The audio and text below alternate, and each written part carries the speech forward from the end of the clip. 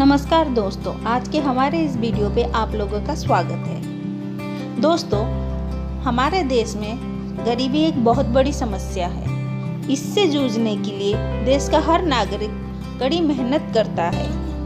दिन रात मेहनत करके खून पसीना बहा के 2 वक्त की रोजी रोटी कमाता है।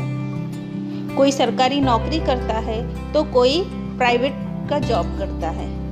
लेकिन कुछ लोग ऐसे भी हैं जो इन गरीबों का हक मारते हैं और इन्हीं के पैसों को लूट के अपना जीवन सुधारने की कोशिश करते हैं। कुछ अमीरजादे ऐसे हैं, कुछ मंत्री नेताएं ऐसे हैं जो कि भ्रष्टाचार को बढ़ावा देते हैं। रिश्वत, स्कैम, ऐसे बहुत सारे कारनामे होते हैं। तो चलिए आज हम ऐसे ही कुछ टॉप 10 स्कैम्स के बारे में जानेंगे जो ना सिर्फ हमारा आम जनता का हक को लूटने की कोशिश किए हैं बल्कि देश की तरक्की के सामने रुकावट बने हैं। दोस्तों, अगर आपको हमारा वीडियो अच्छा लगे तो लाइक और शेयर ज़रूर कीजिए और अगर आपने अभी तक हमारा चैनल को सब्सक्राइब नहीं किया है तो फटाफट से सब्सक्राइब का बटन दबा दें। तो चलिए वीडियो शुरू करते हैं।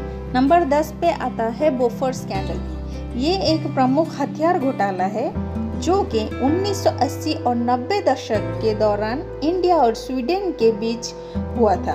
1986 में इंडिया ने अपने सेना को 155 मिमी फील्ड हाउइजर की आपूर्ति करने के लिए स्वीडन के हथियार निर्माता बोफोर्स एबी के साथ 1437 करोड़ रुपए का कंडीशन पे साइन किया था। तत्कालीन पीएम राजीव गांधी के साथ और भी राजनेताओं पर रिश्वत लेने का आरोप लगाया गया था जो कि सौदा के हिसाब से 64 करोड़ रुपीस का होता था। आज के डेट में अगर अनुमान लगाया जाए तो लगभग 400 करोड़ रुपए का है। नंबर 9 में आता है हवाला स्कैम। हवाला कांड को लोगों ने 1990 के दशक में जाना था, जिसमें लाल कृष्ण आडवाणी, अर्जुन सिंह, यशवंत सिन्हा और मदन लाल खुराना जैसे राजनेताओं पर भी आरोप लगाया गया और बोला गया कि वो लोग रिश्वतखोर हैं। इस घोटाले में लगभग 134 करोड़ का घोटाला हुआ था। नंबर 8 पे आता है द फूडर स्कैम। 1996 में हुआ चारा घोटाला बहुत सारे राजनेताओं के पर्दाफाश किया था। जांच पड़ताल में लालू प्रसाद यादव, जगन्नाथ मिश्र और जगदीश शर्मा जैसे कई सफ़ेदपोश नेताओं का असली चेहरा का खुलासा हुआ था। मामला लगभग 2 दशक तक चला था। ये घोटाला में पशुओं को खिलाया जाने वाली चारा के नाम पे 950 करोड़ रुपए का सरकारी खजाना से फर्जी करके निकाला गया था। ये चारा घोटाला स्वतंत्र भारत के बिहार का सबसे बड़ा घोटाला था। दोस्तों, 7वें नंबर पर आता है Harshad Mehta scam. Big bull के नाम से मशहूर हर्षद मेहता ने बैंकिंग सिस्टम का गलत फ़ायदा उठाया और 5000 करोड़ रुपए का घपला किया था। 1991 और 92 के बीच हर्षद और उसके साथियों ने मिलकर स्टॉक एक्सचेंज पे बहुत बड़ा घपला किया था।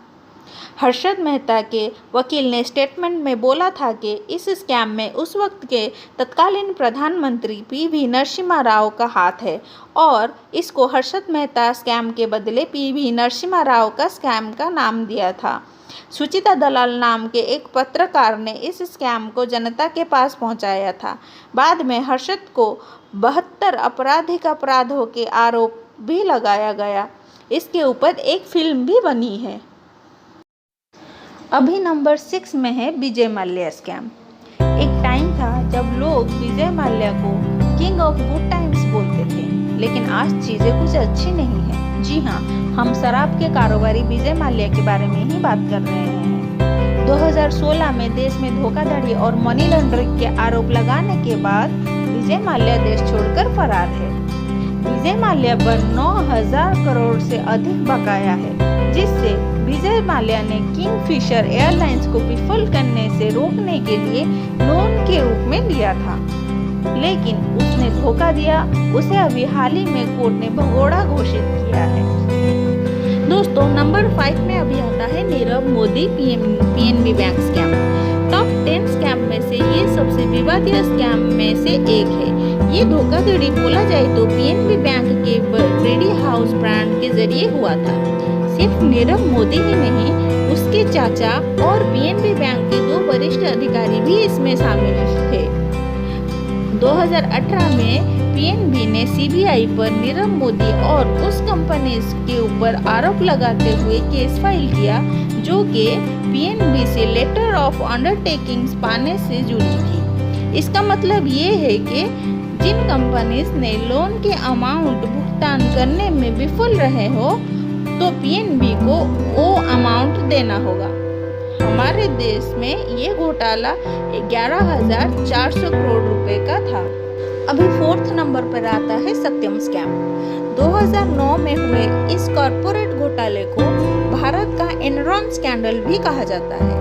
कंपनी ने खुद स्वीकार किया कि उन्होंने अपने बोर्ड, स्टॉक एक्सचेंज निवेशक और अन्य हिताधिकारी के सामने 14,000 करोड़ रुपए का अपने खाते को गलत तरीके से बनाया और उनमें हेराफेरी भी किया और अकाउंट को गलत तरीके से दिखाया। इसके लिए पी रामलिंगम राजू को कैद और जुर्माना भी हुआ था।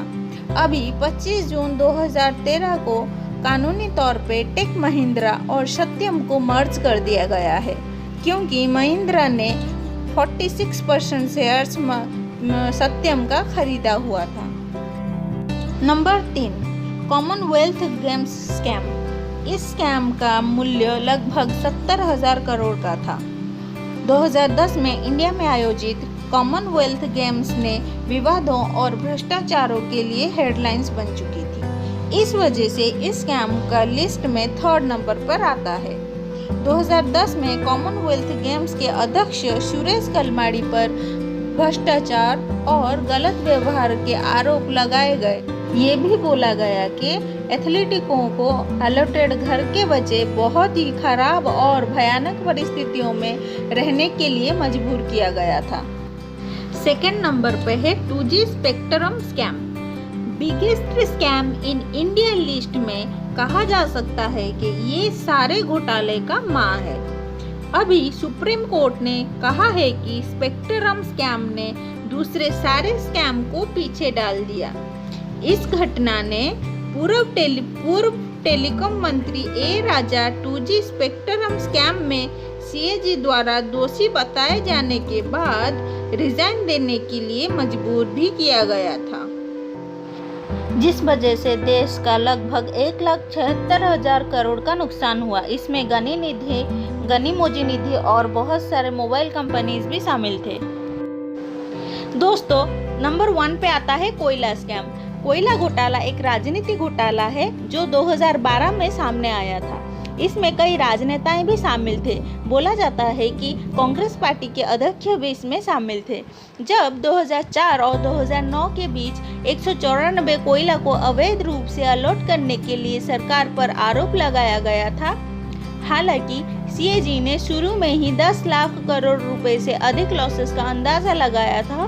बाद में रिपोर्ट के मुताबिक ये 1,86,000 करोड़ रुपए का नुकसान मिला था।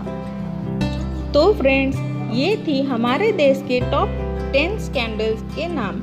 इसके अलावा हमारे देश में और भी बहुत सारे स्कैम्स हुए हैं, जैसे कि IPL घोटाला, Waqf board land scam, Telgi scam etcetera.